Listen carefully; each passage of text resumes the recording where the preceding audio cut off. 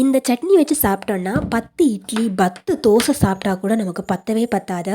Weight loss பண்ணுறவங்களுக்கு இந்த சட்னி ரொம்ப ரொம்ப யூஸ்ஃபுல்லாக இருக்கும். இன்னும் சொல்லப்போனால் கேஸ்ட்ரிக் ப்ராப்ளம், வயிறு உப்பிசம் இருக்கிறவங்களுக்கு இந்த சட்னி சாப்பிட்டோன்னா அந்த மாதிரி பிரச்சனைகள் எதுவுமே இருக்காது. சின்ன குழந்தைங்கள்லேருந்து பெரியவங்க வரைக்குமே ரொம்ப விரும்பி சாப்பிடக்கூடிய இந்த சட்னி எப்படி செய்கிறது அப்படின்னு பார்க்கலாம். இந்த சட்னிக்காக நான் ஒரு 15லேருந்து 20 பூண்டுகள் எடுத்து வச்சுருக்கிறேன். ஒரு கல் வச்சு இந்த மாதிரி நல்லா தட்டி எடுத்துக்கலாம். இந்த மாதிரி நம்ம நல்லா தட்டி எடுக்கும்போது நல்லா நசுங்கி கிடைக்கும் நமக்கு. நம்ம மிக்சிலெலாம் போட்டு அரைக்கக்கூடாது. மசாலா தட்டுற கல் இருந்ததுன்னா அந்த கல் வச்சே தட்டி எடுத்துக்கலாங்க. அப்போ தான் நமக்கு நல்லா மசிஞ்சு கிடைக்கும். பாருங்கள், இந்த அளவுக்கு நமக்கு நல்லா மசிஞ்சு கிடச்சிருக்குது. எந்த சட்டியில் செய்கிறோமோ அந்த சட்டியில் வச்சு தான் நல்லா நசுக்கணும். நம்ம வேற ஒரு பாத்திரத்தில் வச்சு நசுக்கணுன்னா அந்த பூண்டில் இருக்கக்கூடிய அந்த சாறுகள் எல்லாம் நமக்கு வீணாக போயிடும். அந்த சாறுகளில் தான் நமக்கு அதிகமான சத்துக்கள் இருக்குது. அதனால் பூண்டில் இருக்கக்கூடிய முழு சத்துமே நமக்கு கிடைக்கணும் அப்படின்னா எந்த சட்டியில் நம்ம செய்கிறோமோ அந்த சட்டியில் வச்சு தான் நம்ம நசுக்கணும். இப்போ நல்லா நசுக்கி எடுத்துட்டோம். இப்போ நம்ம சேர்த்துக்கக்கூடிய முக்கியமான பொருள் உப்பு. நமக்கு தேவையான உப்பு 1/2 டீஸ்பூன் உப்பு தேவைப்படும். உப்பு நம்ம போட்டாச்சு. இப்போ நம்ம கொஞ்சமாக குக்கிங் ஆயில் சேர்த்துக்கலாம். நம்ம சமையலுக்கு யூஸ் பண்ணுற ஆயில் 1 டீஸ்பூன்லேருந்து 2 டீஸ்பூனுக்கு மட்டும் சேர்த்தா போதும்.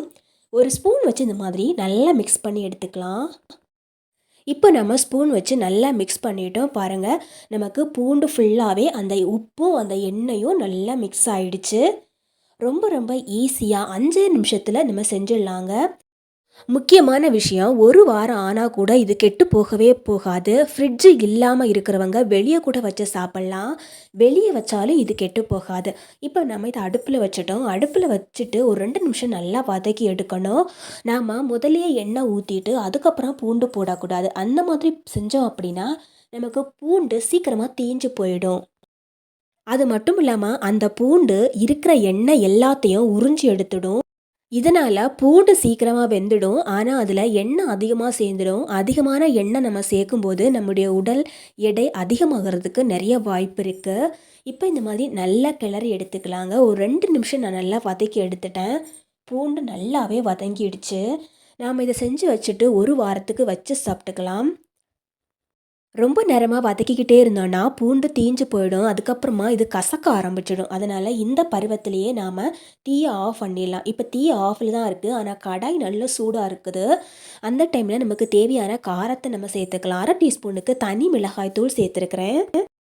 நம்ம வீட்டில் இட்லி பொடி இருந்ததுன்னா 1 டீஸ்பூனுக்கு இட்லி பொடி கூடவே சேர்த்துக்கலாம். சப்போஸ் இட்லி பொடி இல்லை அப்படின்னா இதை நீங்கள் அப்படியே ஸ்கிப் பண்ணிவிட்டு வெறும் தனி மிளகாய் மட்டுமே சேர்த்தாவே போதுங்க. என்கிட்ட இன்றைக்கி இட்லி பொடி இருந்ததால் நான் 1 டீஸ்பூனுக்கு சேர்த்துட்டேன். இப்போது கடைசியாக நெய் சேர்த்துட்டு நல்லா மிக்ஸ் பண்ணி எடுத்துக்கலாம். மிளகாய் பொடி, நெய் இந்த மாதிரி பொருட்களெல்லாம் சேர்க்கும்போது நம்ம கடாயை ஆஃப் பண்ணிடணும். தீயை ஆஃப் பண்ணிவிட்டு செய்யும்போது தான் நமக்கு தீயாமல் இருக்கும். நமக்கு டேஸ்ட்டும் நல்லாயிருக்கும். கடாயில் இருக்கிற சூட்டுலேயே அந்த நெய் நல்லா உருகிடும். இந்த சட்னி செஞ்சு ஒரு நாள் நீங்கள் சாப்பிட்டுட்டிங்கன்னா மறுநாளும் இதே சட்னியை தான் நீங்கள் எதிர்பார்ப்பீங்க. அந்த அளவுக்கு ரொம்ப ரொம்ப டேஸ்டியும் ரொம்ப ஹெல்த்தியும் கூட. வெயிட் லாஸ் பண்ணணும் அப்படின்னு நினைக்கிறவங்க அடிக்கடி இந்த சட்னியை எடுத்துக்கலாம். வயிறு உப்பிசம், கேஸ்ட்ரிக் ப்ராப்ளம் இருக்கிறவங்க இந்த சட்னியை தொடர்ந்து சாப்பிட்டுட்டு வரும்போது அந்த மாதிரி பிரச்சனைகள் இருக்காது. எது சாப்பிட்டாலும் நெஞ்சுக்கு மேலேயே இருக்குது அப்படின்னு சொல்கிறவங்க கூட இந்த சட்னியை சாப்பிட்டுக்கலாங்க. இந்த சட்னி செஞ்சு சாப்பிட்டோம் அப்படின்னா நமக்கு செய்ய செய்ய காலி ஆகிட்டே இருக்கும் தோசை மாவு. அது மட்டும் இல்லாமல் நம்ம வீட்டில் எந்த விதமான காயோ அல்லது வேறு எதுவுமே இல்லாத வேலையில் கூட ரொம்ப ரொம்ப ஈஸியாக செய்யக்கூடிய இந்த சட்னியை ஒரு முறையாவது நீங்கள் ட்ரை பண்ணி பாருங்கள். உங்களுக்கும் ரொம்ப ரொம்ப பிடிக்குங்க.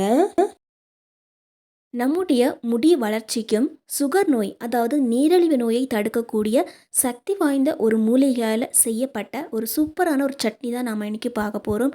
இட்லி, தோசை, சப்பாத்தி இப்படி எல்லாத்துக்குமே நம்ம தொட்டு சாப்பிட்டுக்கலாம். சோறில் கூட பெரட்டி சாப்பிட்டுக்கலாம். ரொம்பவும் டேஸ்டியாக இருக்கும். ஒரு கடாய் எடுத்துக்கலாம். இதில் 2 டீஸ்பூனுக்கு எண்ணெய் சேர்த்துக்கலாங்க. சமையல் எண்ணெய் சேர்த்துருக்குறேன். இன்றைக்கி நான் சேர்த்துருக்கிறது கடலை எண்ணெய். இதில் ஒரே ஒரு பெரிய வெங்காயம் நீள நீள வாக்கில் கட் பண்ணி சேர்த்துக்கலாங்க. வெறும் வெங்காயத்தை மட்டும்தான் நம்ம முதல்ல சேர்த்துக்கணும். இப்போ இந்த வெங்காயத்தை நல்லா வதக்கி எடுத்துக்கலாங்க. ஒரு 5 நிமிஷமாவது நல்லா நம்ம இதில் ஃப்ரை பண்ணி எடுத்துக்கணும். ரொம்ப கரியவும் கூடாது, அதே சமயத்தில் ரொம்ப பச்சையாகவும் இருக்கக்கூடாது. ஒரு 5 நிமிஷம் நல்லா வதக்கி எடுத்துக்கலாங்க. இப்போ இது நல்லா வதங்கிடுச்சு. இந்த டைமில் நம்ம இதுக்கு தேவையான பொருட்கள் சேர்த்துக்கலாங்க. ஒரு 10லேருந்து 15 பூண்டு நல்லா உரித்து வச்சுருக்கிறேன், அதையும் சேர்த்துக்கலாங்க. இப்போ நம்ம தேவையான அளவுக்கு காரம் 2 பச்சை மிளகா சேர்த்துருக்குறேன். இந்த பச்சை மிளகாயில் அதிகம் காரம் இருக்காது. அதனால் 2 பச்சை மிளகாய் மட்டும்தான் நான் இன்றைக்கி சேர்த்துருக்குறேன். இப்போ நம்ம இதில் சேர்த்து நல்லா இந்த மாதிரி வதக்கி எடுத்துக்கலாம். ஒரு 2 நிமிஷம் நம்ம வதக்கணும். அப்போ தான் இந்த பூண்டில் இருக்கக்கூடிய பச்சை வாசனை போகும். இப்போ நம்ம சேர்த்துக்கக்கூடிய முக்கியமான பொருள் நெல்லிக்காய். நான் இன்றைக்கி 2 நெல்லிக்காய் எடுத்துருக்கிறேன். நெல்லிக்காயில் நிறைய சக்தி இருக்குது. முக்கியமாக விட்டமின் சி அதிகமாக இருக்குது. நீரிழிவு நோய் வராமல் தடுக்கிறதுக்கு நெல்லிக்காய் ரொம்ப ரொம்ப யூஸ்ஃபுல்லாக இருக்கும். நெல்லிக்காயை ஒரு கல் வச்சு இந்த மாதிரி தட்டினோன்னா உள்ளே இருக்கிற அந்த கொட்டை மட்டும் நமக்கு தனியாக வரும். இந்த சதைகள் மட்டும்தான் நமக்கு தேவைப்படும். இப்போ நம்ம வதக்கி வச்சுருக்கிற இந்த வெங்காயத்தில் இந்த நெல்லிக்காயை சேர்த்துக்கலாங்க. நான் இன்றைக்கி 2 நெல்லிக்காய் தான் சேர்த்துருக்குறேன். இப்போ இது கூடவே சேர்த்து ஒரு 5 நிமிஷம் நல்லா வதக்கி எடுத்துக்கலாம். நெல்லிக்காயில் விட்டமின் சி அதிகமாக இருக்கிறதால நிறைய பேர் நெல்லிக்காய் ஜூஸ் கூட குடிப்பாங்க.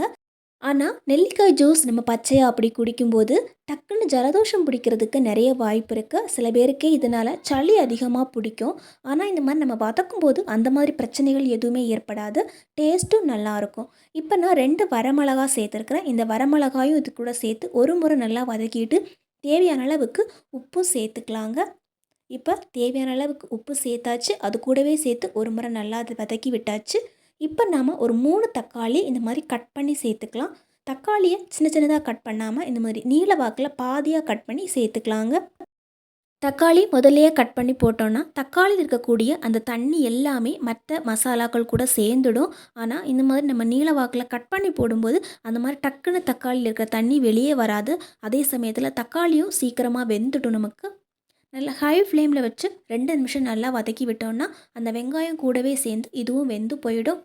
இப்போ 1 நிமிஷம் நல்லா வதக்கி விட்டாச்சு. இப்போ நம்ம இதில் சேர்க்க வேண்டிய முக்கியமான பொருள் புளி. நம்ம ஏற்கனவே 3 தக்காளி சேர்த்துக்கிறோம்.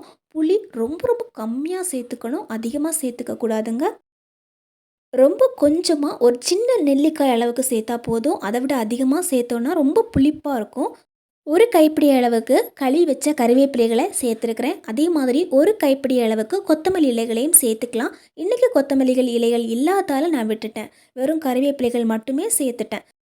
கொத்தமல்லி இலைகள் இருந்தால் தாராளமாக சேர்த்துக்கலாம். டேஸ்ட்டு ரொம்ப நல்லாயிருக்கும். இப்போ நல்லா வதக்கிட்டு இதை நாம் க்ளோஸ் பண்ணி வச்சிடலாங்க. ஒரு 5 நிமிஷம் இதை அப்படியே க்ளோஸ் பண்ணி வைக்கணும். அப்போ தான் உள்ளே இருக்கிற பொருட்கள் எல்லாம் நல்லா வெந்துடும். இப்போ நல்லா வெந்துடுச்சு. தக்காளி கூடவே சேர்ந்துடுச்சு. தேவையான அளவுக்கு காரம் உப்பு எல்லாமே நம்ம போட்டுட்டோம். இதை நம்ம ஒரு 5 நிமிஷம் நம்ம ஆற வச்சிடலாங்க. தினமுமே நாம் ஒரு நெல்லிக்காய் சாப்பிட்றது ரொம்ப நல்லது. நமக்கு நீரிழிவு நோய் வராமல் தடுக்கிறதுக்கு ரொம்ப யூஸ்ஃபுல்லாக இருக்கும். ஆனால் நிறைய பேருக்கு பச்சையாக சாப்பிட்றது பிடிக்காது. அந்த மாதிரி இருக்கிறவங்க இந்த மாதிரி சட்னி கூட சேர்த்து சாப்பிட்லாம். டேஸ்ட்டு ரொம்ப நல்லாயிருக்கும். இது ஒரு மாதிரி துவர்க்குமோ கசக்குமோ அப்படின்னு பயப்படவே தேவையில்லை. அந்த மாதிரி எதுவுமே இருக்காது. நீங்கள் ஒரு முறை செஞ்சீங்கன்னா கண்டிப்பாக அடுத்த முறை செய்ய தான் ட்ரை பண்ணுவீங்க. அந்த அளவுக்கு ரொம்ப நல்லாயிருக்கும். வீட்டில் இருக்கிற எல்லாருமே விரும்பி சாப்பிடுவாங்க. இது இப்போ நல்லா ஆறிடுச்சு. ஆறுனதுக்கு அப்புறமா மிக்ஸி ஜாரில் சேர்த்து நல்லா அரைச்சி எடுத்துக்கலாங்க. இதில் நம்ம தண்ணி எதுவும் சேர்க்க வேண்டாம். ஏற்கனவே தக்காளி சேர்த்துருக்கிறதால அதில் இருக்கிற தண்ணியே போதுமானதாக இருக்குங்க. தண்ணி எதுவுமே சேர்க்கக்கூடாது. நம்ம அப்படியே தான் அரைச்சி எடுத்துக்கணுங்க. நெல்லிக்காயில் விட்டமின் சி அதிகமாக இருக்கிறதால முடி வளர்ச்சிக்கு ரொம்ப யூஸ்ஃபுல்லாக இருக்கும். அதே மாதிரி நம்முடைய ஸ்கின் நல்லா க்ளோ ஆகிறதுக்கு விட்டமின் சி ரொம்ப ரொம்ப யூஸ்ஃபுல்லாக இருக்கும். இன்னும் சொல்லப்போனால் நமக்கு எந்த விதமான நோய்கள் வந்தாலும் அதை தடுக்கக்கூடிய சக்தி இந்த விட்டமின் சியில் இருக்குது. இப்போ இந்த மாதிரி நல்லா அரைச்சி எடுத்துகிட்டு இதை நாம் இட்லி, தோசை, சப்பாத்தி, சோறு இப்படி எல்லாத்துக்கூடவே சாப்பிட்டுக்கலாம். ரொம்ப அருமையான ஒரு ஷைடிஷ். கண்டிப்பாக உங்கள் வீட்டில் ஒரு முறையாவது ட்ரை பண்ணிவிட்டு எனக்கு கமெண்ட்டில் சொல்லுங்கள். தேங்க்யூ ஃபார் வாட்சிங் ஃப்ரெண்ட்ஸ்.